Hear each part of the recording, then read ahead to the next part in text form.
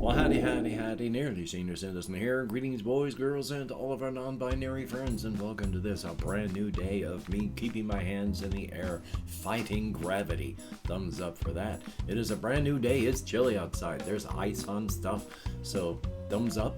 Yay!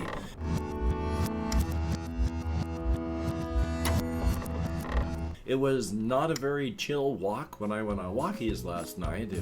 I had to keep my shirt unbuttoned and all sorts of fun stuff. But still, we're heading into spring, so yay! And of course, front-loading of videos. What does my pointing over there have to do with front-loading of videos? Nothing at all. But if you could toss me a like, that'd be very cool. If you could subscribe to the channel, that'd be very awesome. If you could leave me a comment, that'd be double plus good. And I would like to thank each and every one of my Patreon patrons on this recently updated list of beautiful and awesome people that are helping to keep me and my aging pet still metabolizing. Greatly appreciated. And if you would like to help keep me and my aging pet metabolizing, there are links to the Patreon in the video description, along with a PayPal, that's the word, for possible donations, an Amazon wishlist link for with pet food and such on it, and the post office box that is going away at the end of this month. So yay. Still, life is life, and yay, front loading a video is over. So I gotta do what I'm gonna do today, and hopefully you are gonna be able to get done what you would like to get done today. A very good thing. Now, yesterday's insomnia was so heavy duty that I didn't get much done, thinking wise or intelligence wise or anything wise. Yay! I edited a video, and that took forever because I upscaled the resolution, and that takes a long time. But past that, I watched videos. I think I might have played a video game, maybe? But I went walkies, and of course I fell asleep. But joy. Now here's an irritating thing. You can, if you go to cannabis shops, there's this one cannabis shop especially where they sell a product, a box of pre-roll joints. You can get a box of 10 joints for $15, 5 grams. Or if you're like a vet, or I'm old, or if you buy a lot of stuff, you can get a discount. Because I'm a veteran, I get a 10% discount. So it's $13.50. The last box I bought just in case, because going on walkies, sometimes I need an extra boost, because of pain. I smoked 3 of them out of that box. I can't find the box anymore. Problem is, when I went walkies the other day, I think I might have left the box downstairs in the kitchen. My housemates came home yesterday for a very short period of time, did some stuff, cleaned out their guinea pig cage, and then left again. But while they were doing that, they were pottering around and doing things. And if my box of pre-rolls was down there, because, she of the couple is a very tidy person and likes to pick stuff up and throw it away, they might have tossed out the box of pre-rolls. So joy, it's just gone. Now that doesn't mean it's not up here. I have looked and looked and looked and can't see it, but there is stochastic blindness. Just like there's stochastic things like where if you ramp people up with conspiracy theories and stuff, they will have stochastic violence, where it's just random violence, random blindness. I have been looking for things, gotten irritated when I couldn't find it, waited an hour or two, and then found it like 2 inches away from where I was looking on a specific table and couldn't see it here. So that might have happened. But past that, I went for walkies, walked up the Walmart, came back, and then relaxed, and then went to bed. So thumbs up on that. So not a whole lot happened. There are some things that I do want to talk about here. There's one is I was watching a video on the Cordyceps fungus. And one thing that I discovered just by watching the video is one of the reasons that fungus, like the Cordyceps fungus, they feed on the actual chitin that makes up the insect's exoskeleton. The Cordyceps fungus that take up, that attack insects. Because an insect's chitin is a saccharide, a form of sugar. And so sugars are good to like eat. And so fungus breaks down and eats a lot of the chitin from insects, the Cordyceps type. You know what else has a lot of chitin in it? Fungus. Fungus uses chitin for its own cellular walls. And so there are Cordyceps fungus that prey on other Cordyceps funguses. You may have an insect that is infected with this one Cordyceps fungus, and then this Cordyceps fungus is infected by a different Cordyceps fungus. And as terrifying as these things can be, there is actually a compound that the Cordyceps fungus makes that actually helps human beings incredibly. It makes us healthier. It can make us live longer. So we finally figured out how to grow Cordyceps fungus on its own so that we can harvest this substance so we can start making meds out of it. How about that? What else I have on my list? There is one thing I'm going to lead up to that's heavy duty, but I watched, I think it was Markiplier playing an indie horror game the other day, and I hated what I was seeing at first. Because right in the middle of the screen, it had the text telling you what to do, your next quest objective. So it was like, go get the gun, paraphrasing.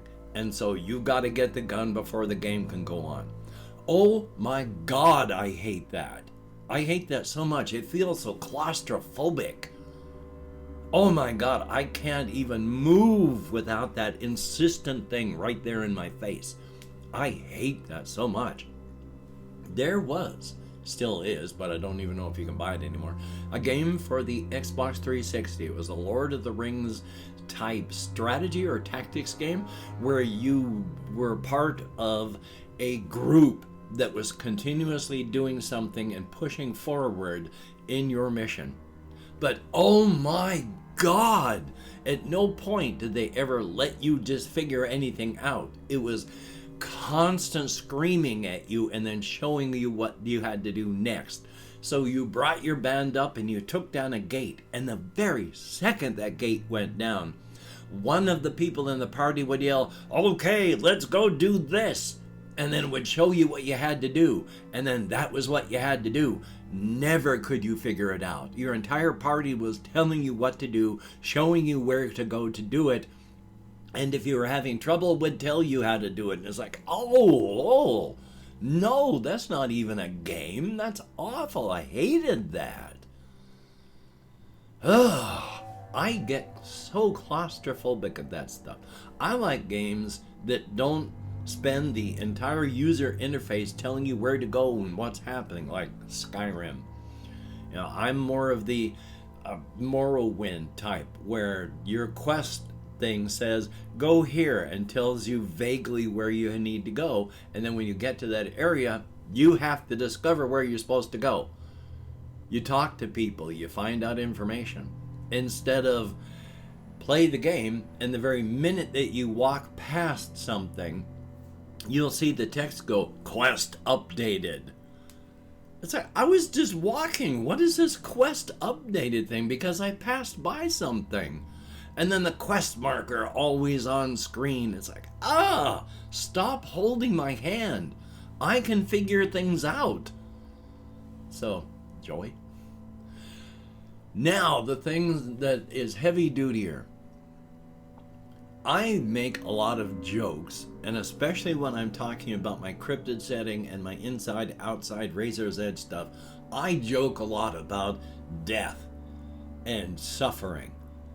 And if you watch a lot of things, a lot of movies and media, whether it's, fiction or, whether it's text or graphical or audio, if you look, there are a lot of things where people die as humor. I mean, it is constant. People getting hurt or people just plain being murdered as a joke.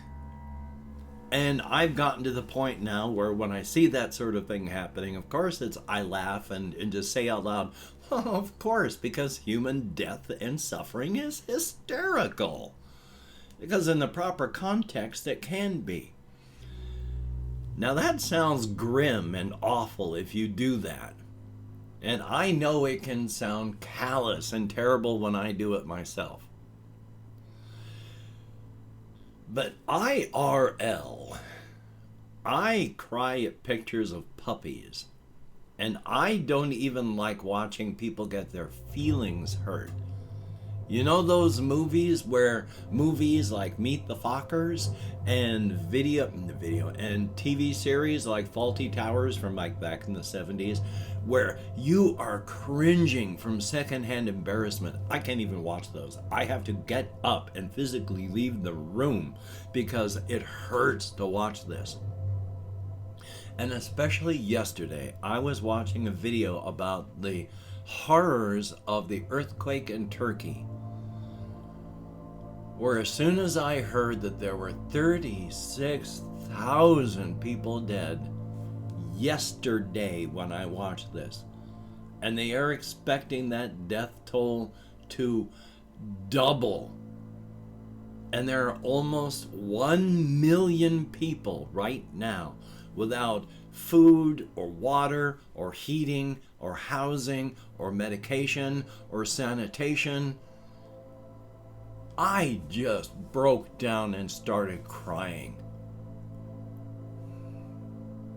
I could not even think of that all yesterday after watching it without having tears running down my face.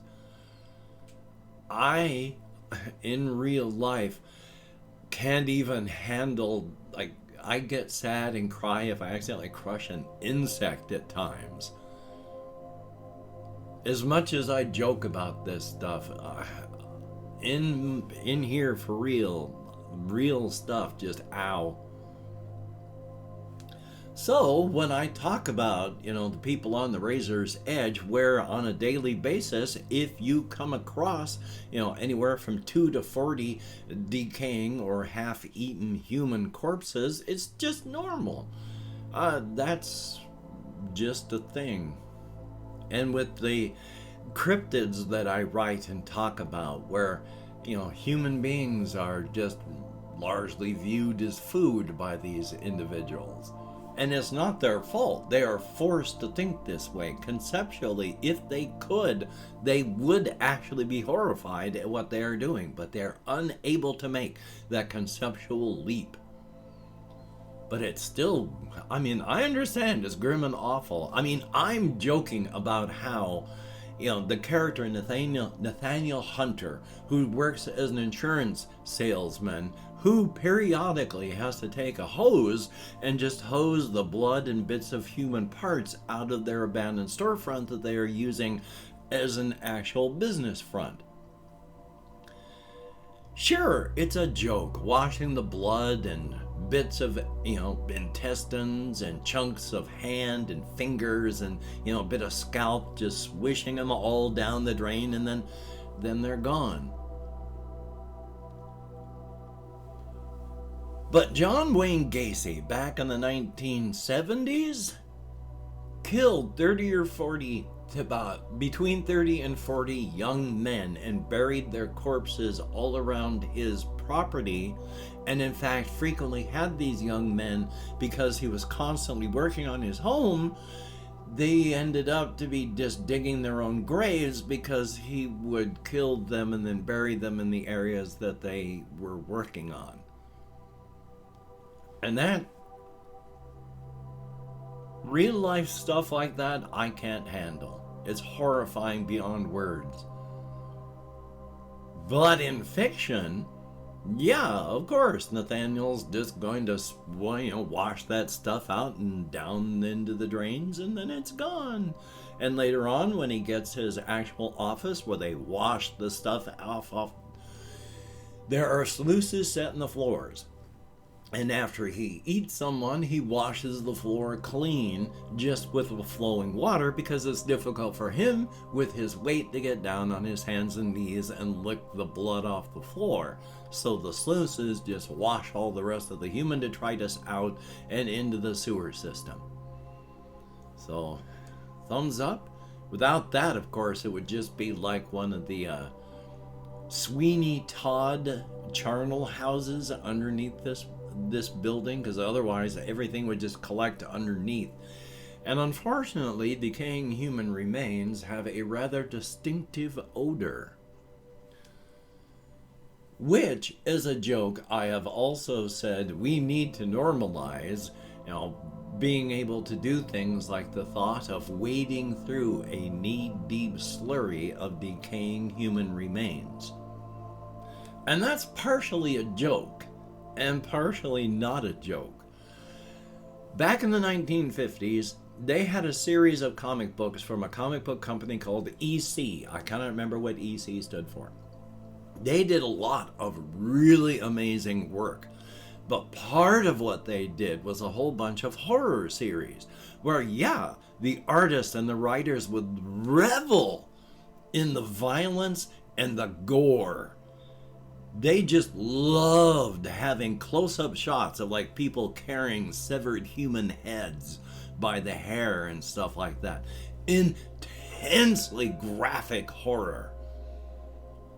And I think that sort of thing should be out and about. You should normalize in fiction treating human beings as if we're just furniture to be dashed about, destroyed, and thrown out as just garbage. In fiction. Because in real life, things don't matter. The only thing that matters is us and how we treat each other. So thumbs up on that.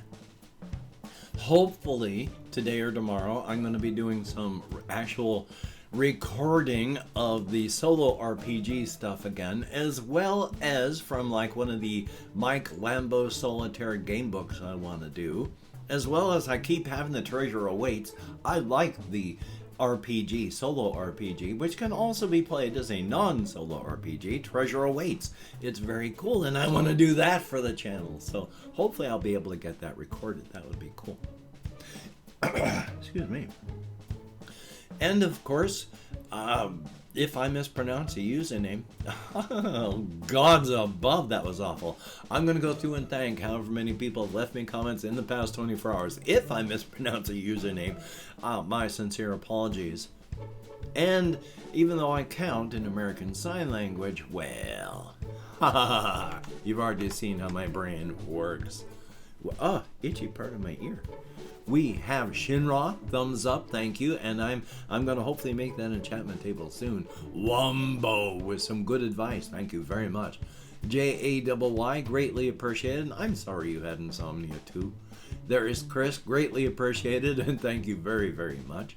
We have Harper Smith, thumbs up and thank you. Blue Toad, glad that you're getting better. There is 77 Arcturus.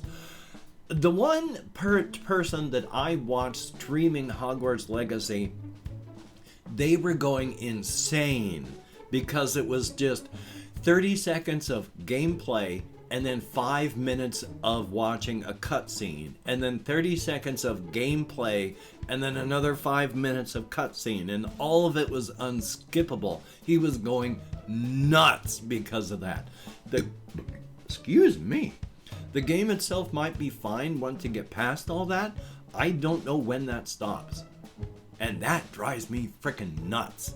So, yay. But yeah, if it's good, then hopefully. We have RJ Mitchell, who's hopefully going to talk about their performance that they did over the weekend. And good to see you in the comments. We have Zana Satori, thumbs up and thank you. Jesse Koskinen. One of the reasons I like body horror is because of the way it makes me feel all squicked out. Yeah, I get squeamish. It's awful. It's absolutely terrible. That's one of the reasons I think about it and watch that stuff. Yay! And 10 people who left me comments in the past 24 hours. Thumbs up and thank you. Get me out of my head, into the world, and dealing with real people. It is appreciated. Thank you very much. Well, hokey smokes, I certainly didn't talk about anything creative here today, did I? I did do some creative thinking, but mostly it's, that insomnia, gone. Yay. So I'm going to do today what I can try and get done, which includes trying to record something. Otherwise, I'm going to try and do what I can do. Hopefully you can do what you would like to do, and that would be good as well. But if you can't, don't beat yourself up. And of course, if people are getting sick where you are, take precautions. If people are getting hurt where you are, take precautions. And if you're out of walking and you hear the mournful howl of that bus horn, the bus with your name on it, well, there are no precautions you can take. No matter where you are, no matter what you're doing, that bus is going to hit you, and you are not going to survive that impact. So, until we meet again, you take care. Have a great day today. I will see you on the flip side, and quite frankly, that is a very good thing.